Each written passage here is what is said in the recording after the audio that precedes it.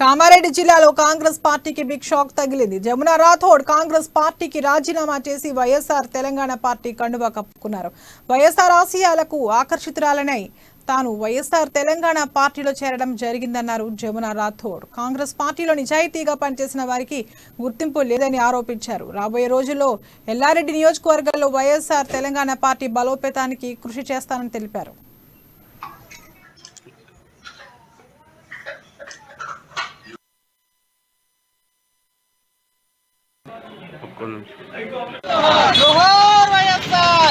ఇవాళ హాత్ సే హాత్ జోడో యాత్ర అని పబ్లిక్ లో చేతులు కలిపి నడుస్తామని అనుకుంటే ఎలా అనుకుంటున్నారు?